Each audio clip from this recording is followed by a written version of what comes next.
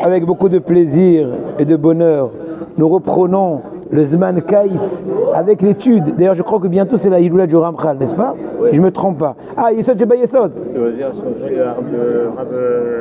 le Ramchal, maintenant le Rosh Hashanah, Iyad Hashipé. Oh, Rabbi Chaim Vital. Donc aujourd'hui, on a un cours d'ailleurs de Rabbi Chaim Vital, Otot Chaim. Ce soir, de 5 à 6. Otot Chaim. En tout cas, maintenant, retournons. Bientôt la Hiloula du Ramchal.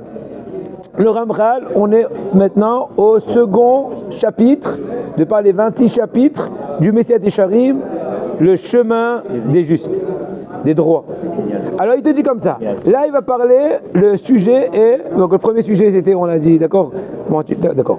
Le sujet maintenant c'est Bebi'ur Midat HaZehirut. À la fin de l'introduction du livre, Rabbeinu le Ramchal, il nous a dit qu'il va construire son œuvre de 26 prakim, Yudke Vavke, 26 chapitres, selon l'échelle que Rabbi Pinchas Ben Yair dans Vodazara Kavamud Bet, dans la Braïta a dit dans d'autres endroits dans le chasse.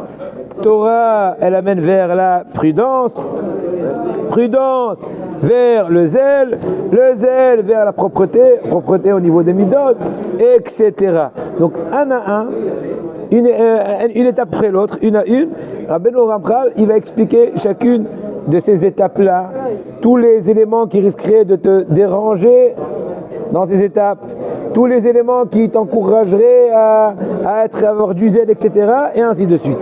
Allons-y. Maintenant, en premier lieu, là, dans le second Pérec, le Ramchal va nous expliquer un peu c'est quoi la mida de la zérizout, la mida du zèle. La zérizout, être rapide. Rapide, pas juste au niveau technique, mais surtout au niveau d'enchaîner les choses.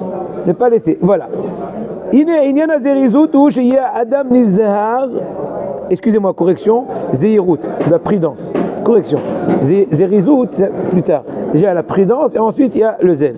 La prudence. Il y a la zéhirout, le sujet de la zéhirout, de la prudence, où chez Adam Nizar Bema'asav Inyanav, être prudent dans toutes tes actions, dans tous tes sujets.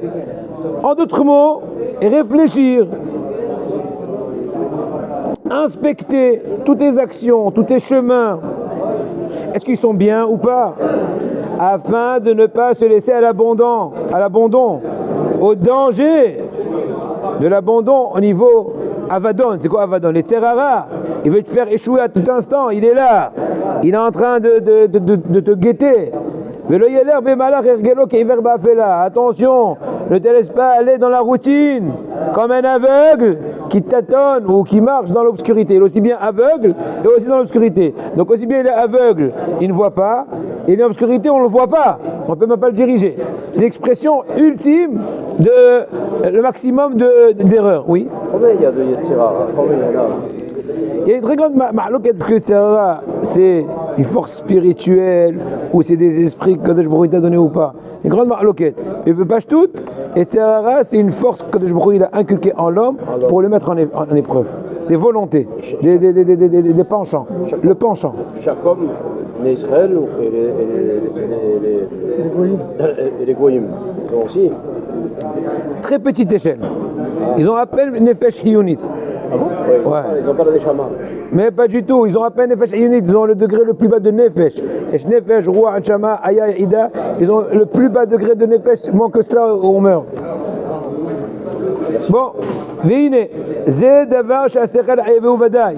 On parle de ça plusieurs fois, aussi bien dans le Zohar, la Tania, il parle de ça.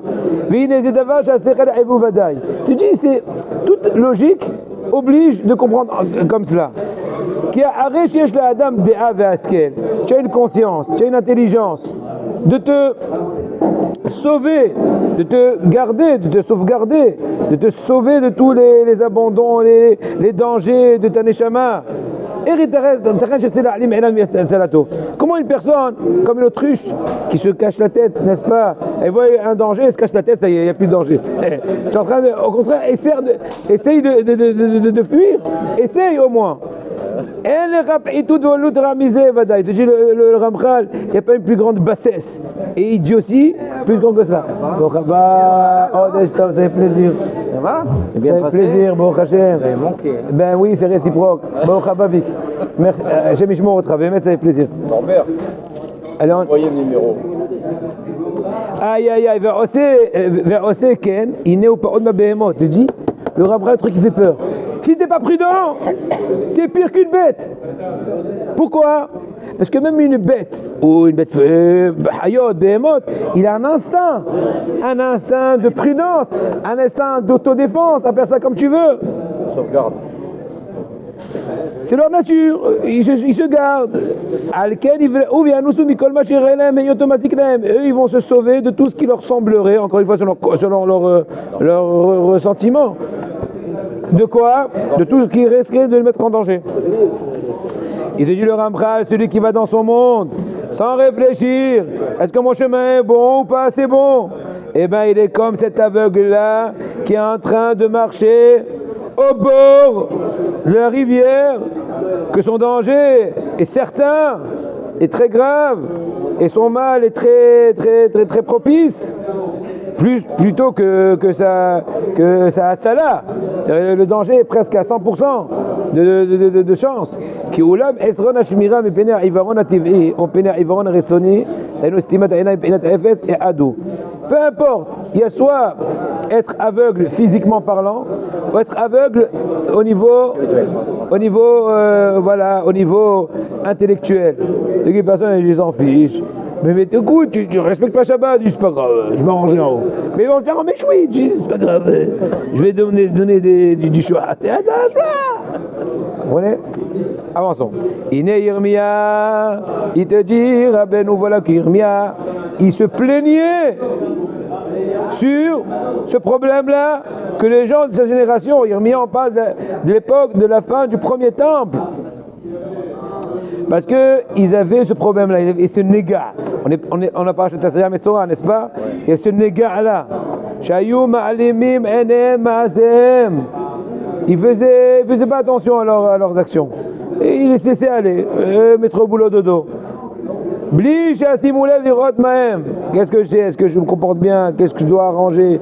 Est-ce que j'ai raison? Allez, asod le azev, amar alem, dans ce marqué dans Yirmia. En ish ni'am, c'est pas ce que dans Yirmia, etvav. En ish ni'am al ara'ato le mort. Personne ne regrette sur ça, ce qu'il a mal fait, en se disant qu'est-ce que je fais? Au secours, comme un cheval qui est en pleine fougue de guerre. C'est l'expression qui veut dire que la personne ne réfléchit pas. Elle est voilà. Qu'est-ce que tu fais? Ben, comme tout le monde. Comme tout le monde. Et tout le monde est fou, ben, moi aussi je suis fou.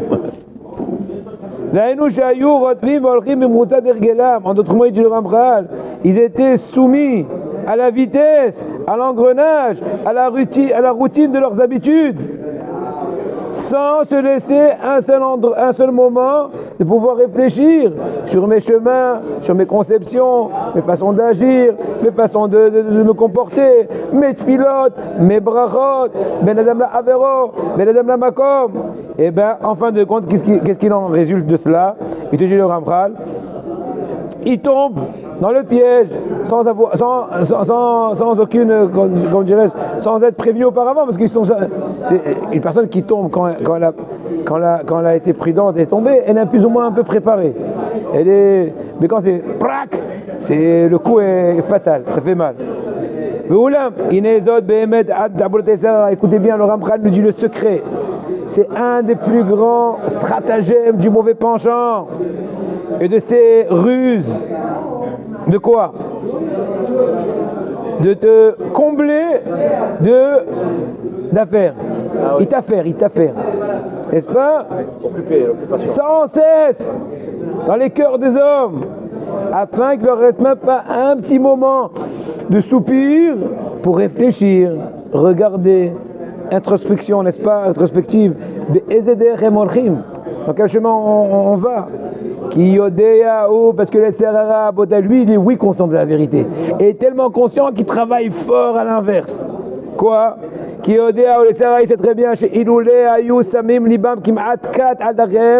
un petit instant, ils faisaient attention à leur façon d'agir. C'est sûr qu'aussitôt ils auraient commencé à se regretter de toutes leurs mauvaises actions. Ils auraient un très grand et leur regret aurait été croissant. Toute personne qui réfléchit, elle va regretter, elle se renforce, et son regret va s'amplifier jusqu'au moment, jusqu'à arriver au degré de se détacher complètement de la faute.